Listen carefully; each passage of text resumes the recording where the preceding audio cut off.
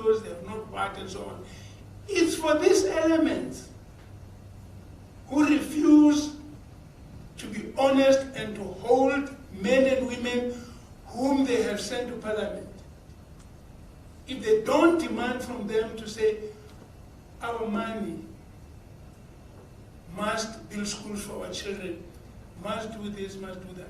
Today, so many men, hard-working men, killed 10 years ago. They have not been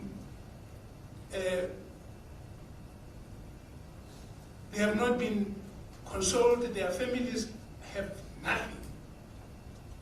Why should our people go back and vote for the same people to go and do the same thing which they have done for the last 10 years?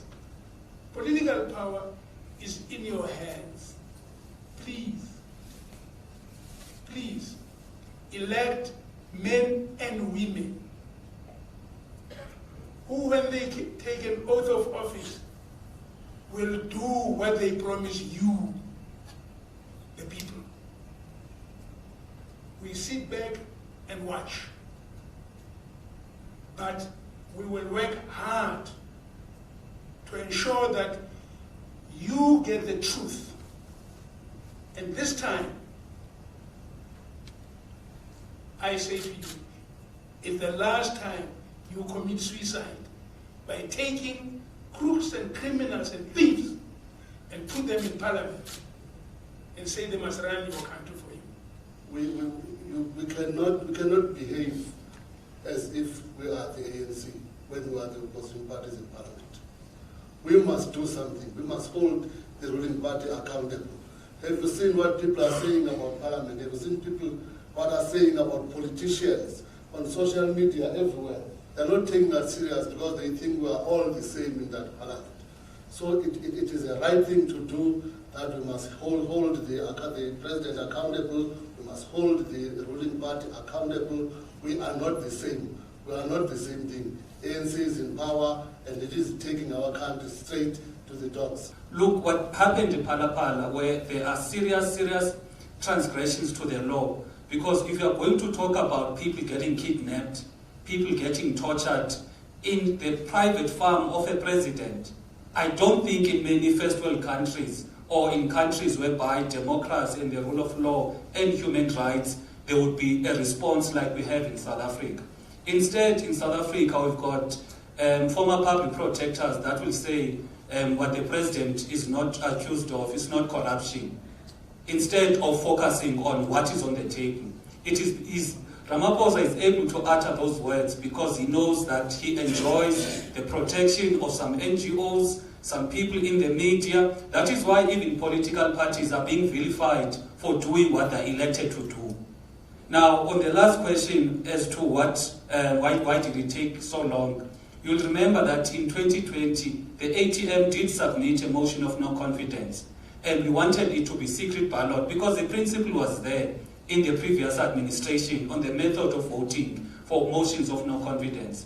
We had to go to court, fight, and even now the Speaker is refusing to abide by the principle of the method of voting being by means of secret ballot.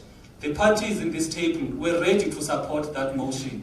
So all we're trying to say is that the parties have been operating, have been working to make sure that Ramaphosa accounts. It's only now that we are publicly, engaging the citizens as a unit.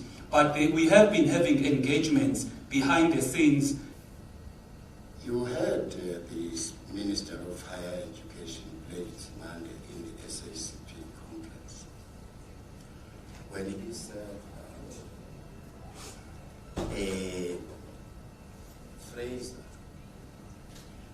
Fraser has violated the laws of this country, insinuating that the evidence he used to open the case against Cyril Ramaphosa was classified as a secret. So how can you classify a crime to be a secret thing? So just look at the caliber of the cabinet we have here. Already is Cyril Ramaphosa is already compromised. There is agreement that the president of the country must account. The president of the country must be held responsible for his actions, that he cannot hide behind some of the institutions that seek to protect him, and we are determined to see this to the end.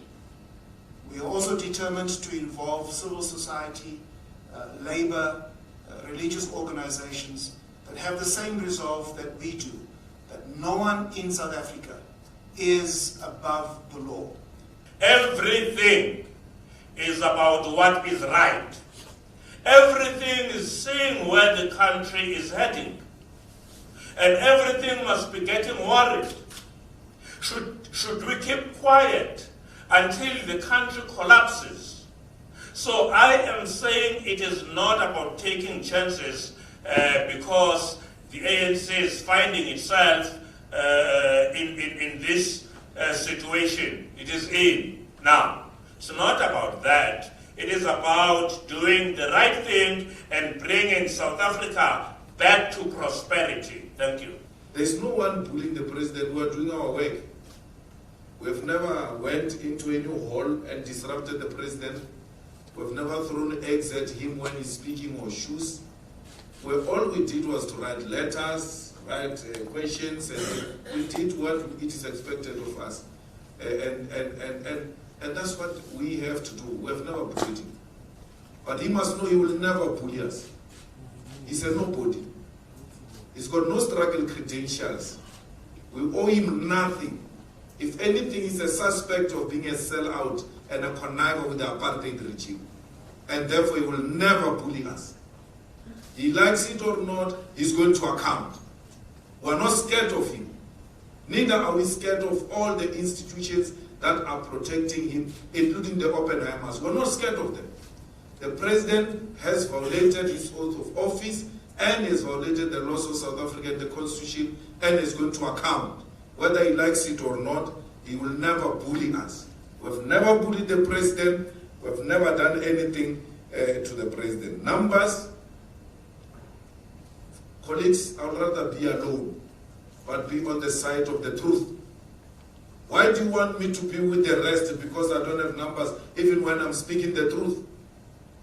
The truth will always be the truth, whether I've got numbers or I don't have numbers.